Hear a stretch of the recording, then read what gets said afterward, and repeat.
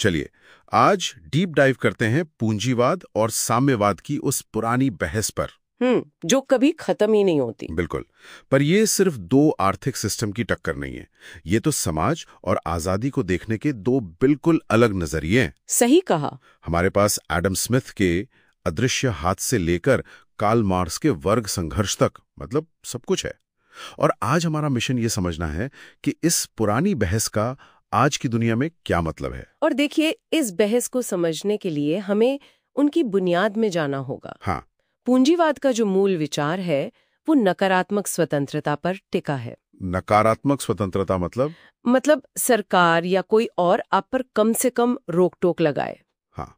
इसीलिए जमीन, फैक्ट्री, इन सब पर निजी हक इसकी नींव है। अच्छा। वहीं साम्यवाद सकारात्मक स्वतंत्रता की बात करता है। ये उससे बिल्कुल अलग हुआ फिर? बिल्कुल अलग।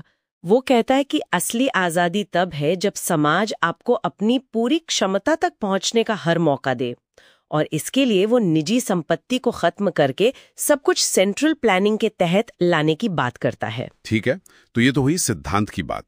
पर असल दुनिया में क्या हुआ जब इसे आजमाया गया?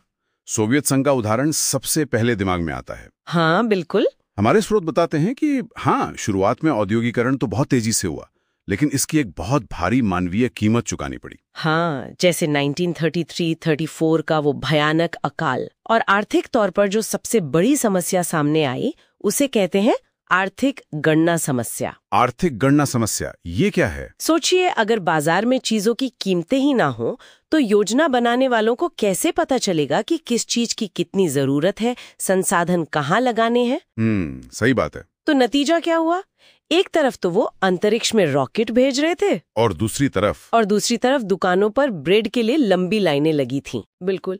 तभी तो वो मशहूर सोवियत मजाक बना था कि वे हमें तनख्वाह देने का नाटक करते हैं और हम काम करने का नाटक करते हैं। तो जब 1991 में सोवियत संघ टूटा तो कई लोगों ने कहा इतिहास का अंत हो गया। हाँ, कि बस अब पूंजीवाद की एक तरफा जीत हो गई। पर आज की दुनिया देखकर तो ऐसा बिल्कुल नहीं लगता। बिल्कुल नहीं लगता। 21वीं सदी की हकीकत कहीं ज्यादा पेचीदा है। आज हम शुद्ध सिस्टम के दौर में नहीं हैं। हम संकर मॉडल, मतलब मिले जुले मॉडलों के दौर में हैं। जब आप संकर मॉडल कहती हैं तो इसका सबसे बड़ा उदाहरण क्या चीन है? हाँ, चीन इसका एक बहुत ही अनोखा उदाहरण है। जहां एक तरफ कम्युनिस्ट पार्टी का शासन है और दूसरी तरफ उन्होंने करोड़ों लोगों को गरीबी से बाहर निकाल लिया। ये हुआ कैसे? चीन का जो मॉडल है उसे अक्सर स्टेट कैपिटलिज्म कहते हैं। State capitalism? हाँ, इसे एक वर्टिकल संरचना की तरह समझिए।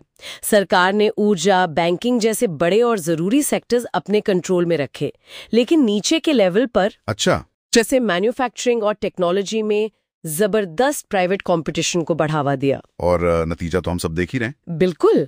1978 से अब तक 85 करोड़ से ज्यादा लोग गरीबी से बाहर आए हैं। ये इतिहास में अभूतपूर्व है। अरे वाह, ये आंकड़ा तो कमाल का है। खैर, चीन एक कहानी है, क्या कोई और भी सफल हाइब्रिड मॉडल है? हाँ, और वो कहानी बिल्कुल अलग है, नॉर्डिक देशों की, जैसे स्वीडन और डेनमार्क, जिनके बारे में अक्सर ये गलतफहमी होती है कि वो समाजवादी देश हैं। सही पकड़ा। वो समाजवादी नहीं बल्कि सामाजिक लोकतंत्र हैं। उन्होंने एक बहुत मजबूत पूंजीवादी बाजार को अपनाया है, लेकिन उस बाजार से जो टैक्स आता है उससे एक शानदार कल्याणकारी राज्य चलाते हैं। जी हाँ।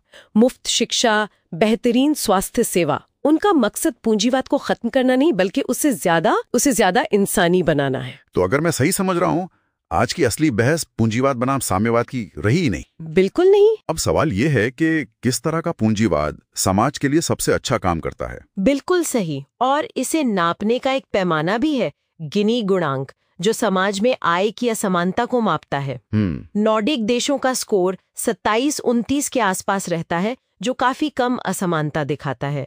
वहीं अमेरिका का स्कोर 41.8 के करीब है, जो बहुत ज्यादा है। हाँ, तो ये साफ है कि सिस्टम पर लगे लेबल से ज्यादा जरूरी उसका डिजाइन है। तो इस डीप डाइव का निचोड़ ये है कि सेंट्रल प्लानिंग वाला साम्यवाद तो टिक नहीं पाया, लेकिन बेलगाम पूंजीवाद भी असमानता जैसी बड़ी चुनौतियां खड़ी करता है। सही। और आज वही देश सबसे सफल हैं जो बाजार की ताकत और सामाजिक सुरक्षा के बीच एक सही संतुलन बना पा रहे हैं। और यहीं से हमें भविष्य का एक बहुत बड़ा और शायद सबसे दिलचस्प सवाल मिलता है। वो क्या है? एआई और ऑटोमेशन।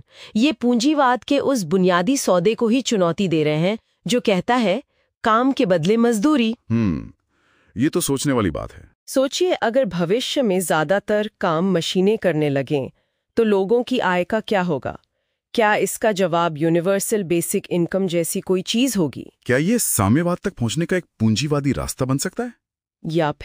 या फिर हम एक टेक्नो फ्यूडलिज्म की तरफ बढ़ रहे हैं, जहां कुछ बड़ी टेक कंपनियां ही हमारी डिजिटल दुनिया की नई जागीरदार बन जाएंगी। वाह!